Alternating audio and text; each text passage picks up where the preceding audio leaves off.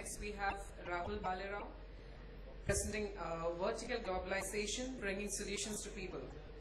Mr. Rahul Balerao, an engineering graduate with IT major and MBA graduate from IIM Kozhikode.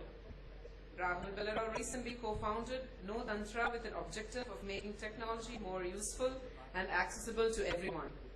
Rahul's focus areas have been education, free and open software, accessibility, and economical solutions and globalization.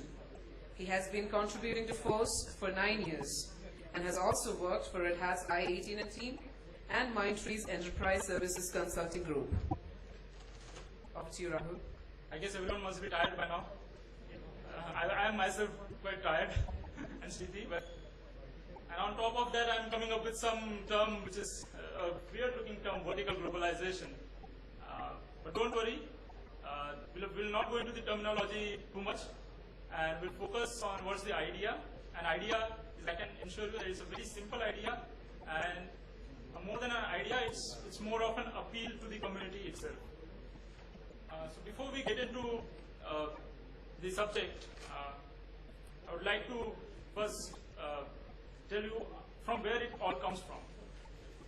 So a couple of years back, let's assume 5 to 6 years back, whenever I went to some rural place in our state, Maharashtra or any other state, general question that comes up from people is, what do you do? What is your work like? And these rural people want to understand what the people in cities are doing right now. So obviously we tell them we are working on this technology, we are working in IT. And 5 years back, if you, the general reaction used to be that they didn't know what exactly is all this, because they could not relate with the whole thing, all these computers, websites, internet, technology. And the first thing that the feedback that we'll get from them was something like this. What do we do with it? They want to relate with it. They know there is something which people are using. There is something changing in the world. But is that work, is my work, any way related to them? Are they going to benefit from it? How will they get it? And honestly speaking, we didn't have any answers at that time. Now if you go into any rural areas, recently I visited some places. This is entirely from my personal experience. There is no research as such, formal research, but even you know how the economics are changing and how technology is evolving. If we go now, I was amazed when a farmer in a village asked me, what kind of a computer should I buy for my child? And I was more amazed when he asked me which tablet will be suitable for me. And the economics have changed so much, the technology has changed so much that it is not just the technology readiness, it is also the technology, access to the technology. Today, technology has become more accessible.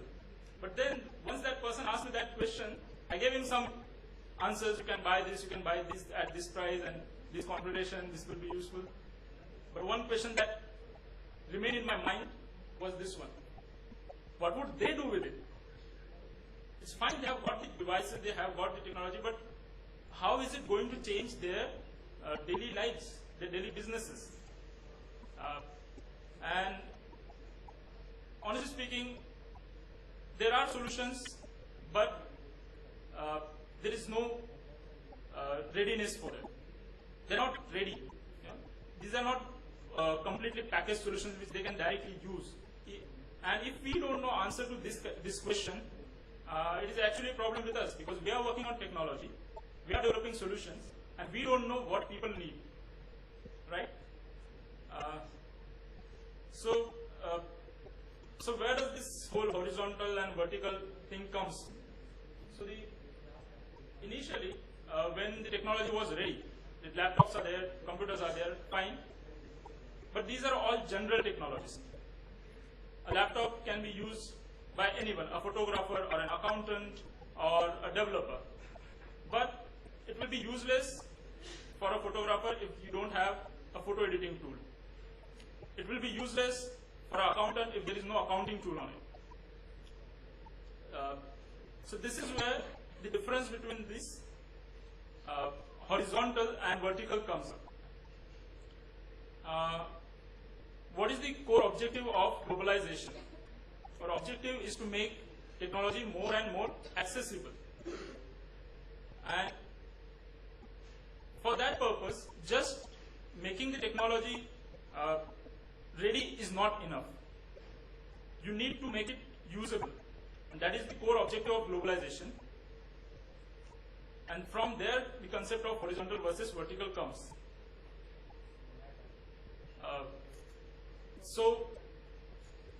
We have seen for so many years we have been working on technologies. We have developed fonts, we have developed operating systems, we have developed localizing standards, everything.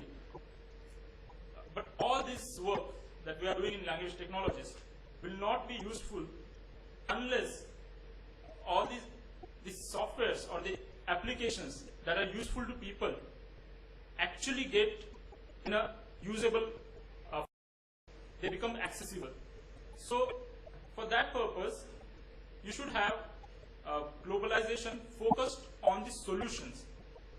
Right now it may seem very trivial thing to talk about a focused solution, a vertical solution, but when you go into particular domain and start thinking about globalization of that particular softwares or applications in that particular domain, you come to know that there are various problems there.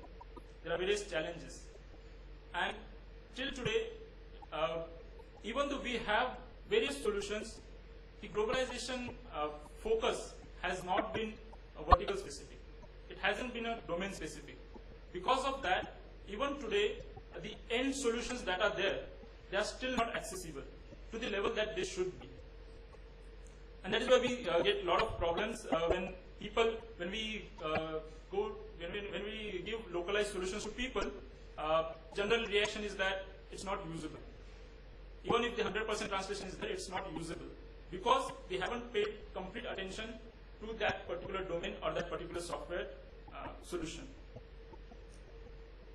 So that's actually the meaning and what work we have done so far. And our work will not be useful until we do this.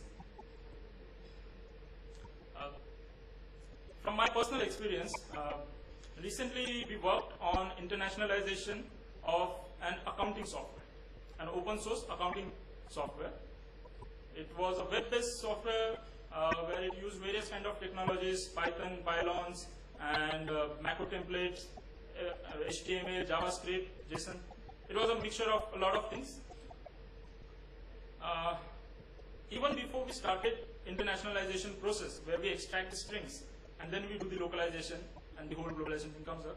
Even before we started the work, one of the mentors of the project, he raised one objection, and not an objection but a suggestion.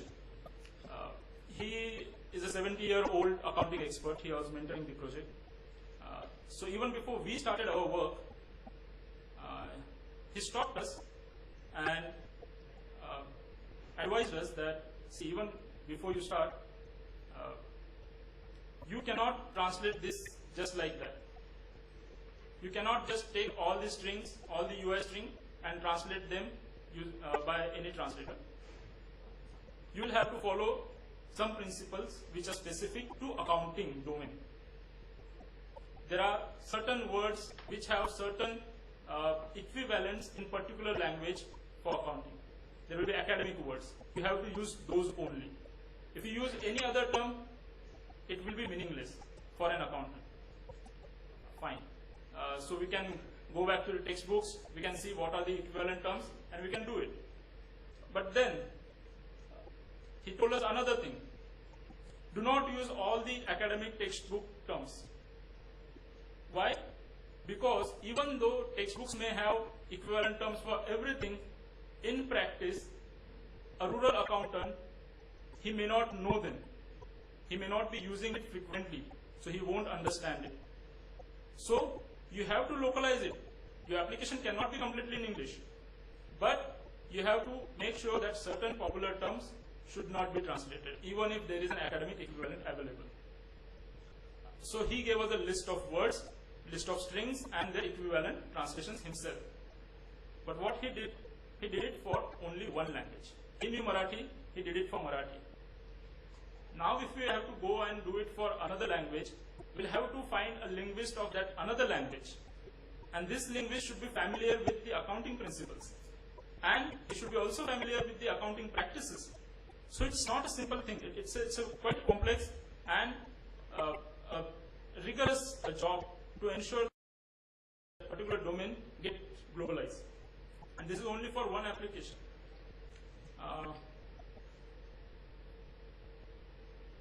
So this is one of the challenges that I just told you.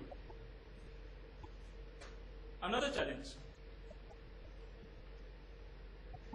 technology combination. I told you that this this software contains various components, various kind of technologies, and every technology you have to. There is a passage of message from one component to another component, and the way they handle it is difficult. It's not simple. So at times, this technology combination also becomes one of the hurdles in globalization. In this case, we can say the web technologies are mostly combination of various things. Our traditional softwares were not so. They were basically following one simple standard, one simple technology, and you had a standard method for doing that. But here, you have to take care of that also. Then the local relevance.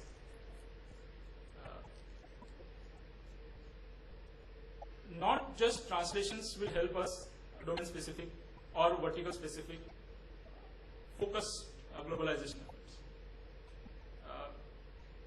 For example, I'll tell you, if you have, I think some of you must be aware of the educational package that we have in GNOME, which is GCompass, right? It has a lot of tools for small children to learn basic things like alphabets. But if that software, if that game is written to teach how to learn English alphabets, it will have some images, it will have some characters running down. You cannot just translate and make it useful for Marathi. You cannot just translate and make it useful for another language. So a translation alone will not help. We'll have to go deeper than that. So these are the challenges that we have to face while doing a domain-specific globalization. So few focus areas would be like education, which I just told you, rural solution, agricultural solutions, farm management systems, or small business management solutions like shop management, a point of sale application where in a mall you see people select from the various products and the receipt is generated, those things. Then web platform, mobile platform, media and publishing, especially media and publishing, because here it is not just translations, it is also about the infrastructure. The globalization is a complete process. It starts from your standards, then your IT and technologies, infrastructure, and then the translation, and then domain-specific things. Here translation may not be a problem because media, if it's a Hindi media, Hindi magazines would be there. But for a magazine, it is very important to design it. Do we have enough solutions to design? Do we have enough fonts to design in local languages? That is a big question. So all these things, all these issues cannot be solved unless we have focused teams who work on those particular domains, on those particular verticals. And these focus teams cannot be constituted according to our technology-specific groups or open source groups or proprietary groups. That's not the way. It should be domain-specific, technology-specific, everything. A team must have a technical person, a team must have a linguist, a team must have a domain-specific, domain expert, and then there has to be a collaboration of people. Otherwise, if I do it for one application, tomorrow there will be another application of a similar nature which will follow different standards. and then people will get confused. So these were the few examples I talked about. So the purpose of my talk here is to extend actually the fuel concept which I have been hearing for a long time was to standardize few of the localization words. And as I know that you have not just done desktop, but you have moved on to mobile and web platform as well. So going further, what I think we should focus on creating communities around these kind of domains and make standardization efforts or guideline efforts on those domains. And it would be really nice if Fuel can take this up and they can generate some guidelines for, say, accounting domain, or say education domain, or think on publishing domain, so on. That's all. So it was a very simple concept. We just have to focus on the end solutions and not just the technology stack. Thank you.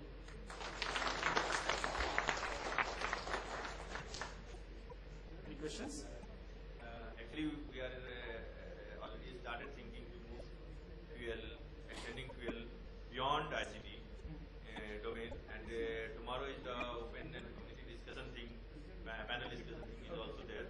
So there might be we can discuss these things that time also, and let us decide and we can move Fuel to the next level of. That's it. I have some problems with this presentation. Why vertical globalization? Could you please explain? Vertical to By vertical you mean domain, right? domain, right? What do you mean by globalization? So What do you mean by globalization? combination of your localization, internationalization. No, it's not the combination of localization and internationalization. In simple terms, if I have to say, globalization would be to enable technology to people across the world. That's what I can tell in a layman's term, making it more accessible. So it may have different. The standard definitions, like if I have to pick some names, Reinhard Scheller would be one. The Okay. person who has written the first book in localization, Bert Essling. If I drop some names, but they say Dimitra Anastasiou, who is a big researcher in this field, Lucia Morado, another person who is doing a lot of research in internationalization, globalization, localization. To me, my point, then maybe we can argue a bit. Localization, I'll put it in very straight and very short, precise form, right? What it is. Like I heard some students also, maybe they have just copied pasted stuff from Google and prepared the reports. Localization is something like you have to adapt to that particular culture or locale, right? Exactly. Very precise. I can elaborate, I can take full day on this. Second thing, what is internationalization? It is the engineering effort which is required to localize a product.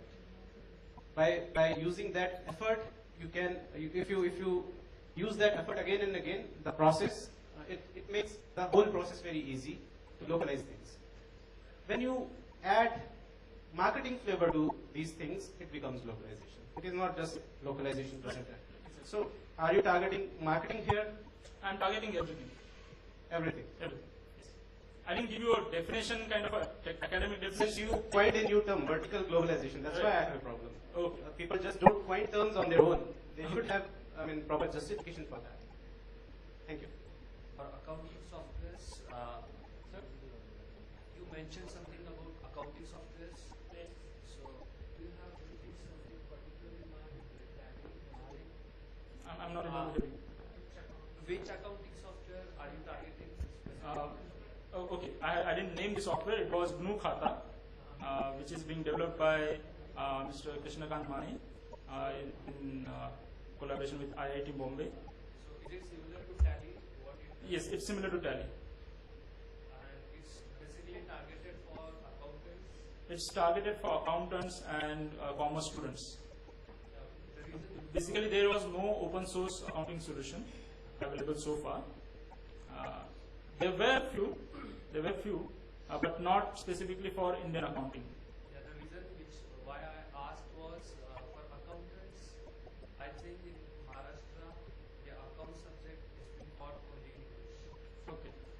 No, there are courses. There used to be.